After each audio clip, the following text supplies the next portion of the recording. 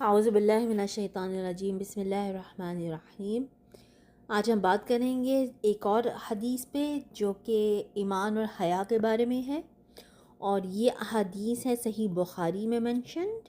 صحیح بخاری جو کہ میرے پاس ہے وہ ہے دارالسلام کی پبلشڈ، اور اس کی شرح ہے حافظ عبدالستار حماد کی۔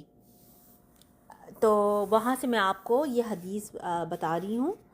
حضرت ابو ہریرہ رضی اللہ عنہ سے روایت ہے، وہ نبی کریم صلی اللہ علیہ وسلم سے بیان کرتے ہیں کہ آپ نے فرمایا، ایمان کی 60 سے کچھ زیادہ شاخیں ہیں، اور حیا بھی ایمان کی ایک شاخ ہے۔ تو اس حدیث میں ایمان کو درخت سے تشبیہ دے کر اس کی 60 یعنی 60 سے کچھ اوپر شاخوں کی نشاندہی کی گئی ہے۔ اس درخت کی جڑ کیا ہے؟ وہ ہے کلمہ طیبہ۔ اس کے علاوہ دیگر امور ایمان اس کی شاخیں ہیں۔ درخت کی جڑ اور اس کی ٹہنیوں کے درمیان ایک قدرتی ربط ہوتا ہے کہ ان کو باہمی طور پر بے جوڑ نہیں کیا جا سکتا۔ جڑ قائم ہو تو پتے اور ٹہنیاں بھی قائم رہتے ہیں، اگر جڑ تازہ نہیں تو پتے اور ٹہنیاں بھی مرجھا جاتی ہے۔ ایمان کے شجر کی جڑ عقیدہ توحید ہے، اور نیک اعمال، صالح اعمال اور اخلاق فاضلہ اس کے برگ و بار ہیں۔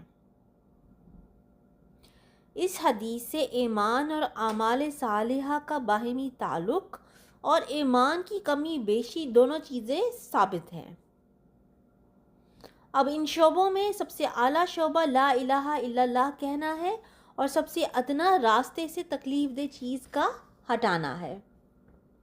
ایمان کی ان تمام شاخوں کی بنیاد ایک ہی چیز ہے، یعنی علم اور عمل سے اپنے نفس کی تہذیب کی جائے، اس طرح کہ اس کی دنیا و آخرت باعث رشک ہو، اور اس طرح کہ صداقت حق کا عقیدہ رکھے انسان اور عمل و کردار میں سلامت روی اور مستقل مزاجی اختیار کرے، جیسا کہ ارشاد باری تعالیٰ ہے، ان الذین قالوا ربنا اللہ ثم استقاموا فلا خوف علیہم ولا هم یحزنون۔ جن لوگوں نے کہا کہ ہمارا پروردگار اللہ ہے، پھر اس پر قائم رہے، تو ان پر نہ کوئی خوف ہوگا اور نہ وہ غمزدہ ہوں گے۔ ایک اور حدیث میں سفیان بن عبداللہ ثقفی رضی اللہ عنہ نے ایک دفعہ رسول اللہ صلی اللہ علیہ وسلم سے عرض کیا کہ آپ مجھے کوئی ایسی جامع بات بتائیں کہ آپ کے بعد مجھے کسی سے پوچھنے کی ضرورت نہ رہے۔ تو نبی صلی اللہ علیہ وسلم نے فرمایا، کہہ میں اللہ پر ایمان لایا، پھر اس پر استقامت اختیار کر۔ اب حیا کیا ہے؟ حیا طبیعت کے انکسار کا نام ہے، جو کسی ایسے خیال یا فعل کے نتیجے میں پیدا ہوتی ہے جو عرفاً یا شرعاً مذموم سمجھا جاتا ہو، یعنی ایسا کام نہ کیا جائے جس کے کرنے سے شرعاً سبکی ہو۔ یہی وہ شرعی حیا ہے جو انسان کو اللہ کی بندگی اور حقوق کی ادائیگی پر آمادہ کرتی ہے۔ یہی حیا انسان کو برے کاموں سے روکتی ہے۔ حدیث میں ہے کہ حیا خیر کی چیز ہے اور خیر ہی کو لاتی ہے۔